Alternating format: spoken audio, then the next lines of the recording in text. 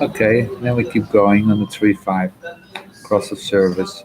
There's no any more dangerous than the 3-3-5 on the clock. Look out, because the 3-5 operates service based on revenge. Vengeance is mine, saith the Lord. This is the 3-5 card on the cross of service. You ruin my life, you ruin my reputation, I'm going to fix that. 3-5s have this incredible ability to be able to discover all of that. After all, it's the gift, but there you can get to that gift. The first thing that they discover is everybody around them is disappointed with them, that everybody around them thinks that they're a failure. So, how do you become of service? You try to create collective patterns, what you're going to protect you, that you're going to protect you from discrimination, that are going to protect you from losing your reputation, that are going to protect you from consequences of life. You know that the 3-5 event on the cross invented insurance. The best is to live in North America is to have contact with 8 million insurance representatives in one lifetime. They call you at dinner, they call you at lunch, they call you at work, and they contact you through your employer. Let me be back of service. If you fuck up and you ruin your reputation by dying, well, we look after your children. This is a classic 3-5 remedy. And when you see this is the best and worst is something that we call medical insurance. Do you know what costs so much to go into a hospital and be carved open? The doctors have to pay a fortune in insurance. In the United States of America, 90,000 people a year have a surgical implant left in their body after surgery. Can you imagine? And it's a statistic from the late 90s. Who knows what it is now? And that doesn't tell you the size of the implants that were left behind. Scissors, sutures, knives, kitchen utensils. Oh, let's just sort it out. This is the insurance. If anything happened to your farm, car insurance, sales, it's all in the 3-5 on the cross of service. I don't like these people. I'm allowed to say that every once in a while you have to get off somebody's cross and speak of the not self. That saves me. It's a redeeming factor in my life that I'm right. We got it right. We got it correctly. I mean, this is a real political correctness human design style. If you're not self, you're open to abuse. Simply as that. So the not self on the scroll, thank you very much. But I gave it, but I gave at the office. I don't want it anymore. I don't want your kind of service. Now, of course, a lot of people need it. I do. I know what it's like to be caught without insurance and how expensive it is. I understand all that. However, this is their service. What's understanding about is that the underlying principle, because that's what I'm getting at through all this winding through, the underlying principle and the maintenance of the ability to be able to keep the pressure on. The fact that the breadwinner disappeared doesn't mean that the family no longer can have the financial security to bring the children to a place of maturity that they can meet in the quarter of duality and make some more children. In other words, this is one of the principles that we see, and it tells us something about understanding the pattern. What the 3-5 discovers is that all forms are fragile, all of them. They discovered that if Louis builds something, there's going to be a storm in the next 10 years that's going to be flattened Louis' work. This is what you get from concentrating and watching the pattern. You begin to watch the pattern and you realize that the human body is fragile. And you realize by fragile that our children become disadvantaged because they lose the material resources.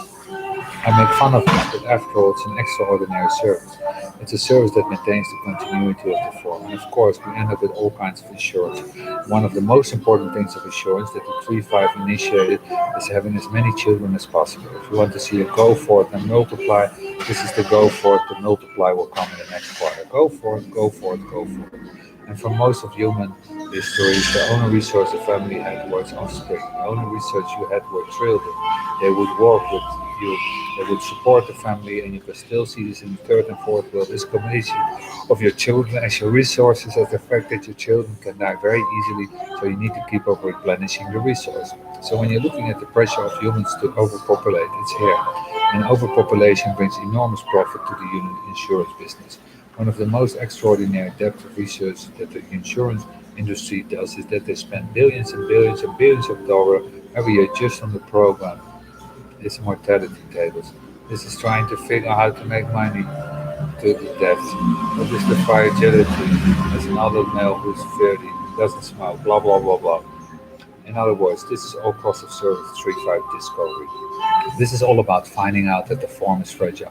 And the answer is we're not necessarily going to be able to fix the form. We can certainly make more, and we can certainly protect ourselves in the case that the form breaks down. There isn't a building built in the world that doesn't have insurance. It's a concept. This is the way you keep on maintaining the flow of the pattern. You have to keep on funding the pattern. So you end up with the trust funds. You end up with the foundation that set up the pattern of infusing money into service for humanity. This is the way it works. Out of that, this is what 3-5 brings. So you can look on both sides of the coin. You can see the negative on the collective process. You can also see the positive of the collective process. We're always dealing with this fundamental binary. Then we get to the 3-6. The 3-6 doesn't and is not self-recognize the vulnerable and fragility of the form until it's experienced it itself, and it does. There's a myth of Jonah and the whale. Well, if you want to meet a Jonah, you meet a 3-6 on the cross of the service. They're the ones that say, hey, look, we just built a new cable car. Don't go on the first ride with them. Don't do that. Don't get to a car with them and say to them you're insured. And they say, nah, it's okay. Don't do that with them. And if you have a 3-6 child on this cross of service, you better be of service. You're really going to have to look after this child. You're going to be very, very vulnerable to fragility. These are the kind of children that easily break bones. It takes a long time for the bones to strengthen, that kind of thing, because anything that I can describe as a nuance in the nature and any of these processes is a biological association at some level. It's a very difficult free phase in which you don't really have the advantage of being prepared for the fragility, so somebody has to prepare you then. So this is a child that rather than just getting scrapes and bruises, can be hurt in those scrapes and bruises and really have to deal with the pain and the shock of the fragility. It's a shock for a child to realize for a house can fall down. It's a shock for them to see that. You bring a child into this cross with this profile, you show them a picture of a storm and the house being knocked down, and it's all about fighting as anything could be. In the first moment that you see that humans begin to deteriorate, fall apart, break, get disease, collapse, they become deeply, deeply pessimistic about this whole process. And of course, their reaction is that they become the kind of beings that become overprotective, risk adverse, staying away from what's totally unnatural for what it is to be a 3-6, which is to be totally involved in risk taking, totally involved after all. So it's completely the opposite of that.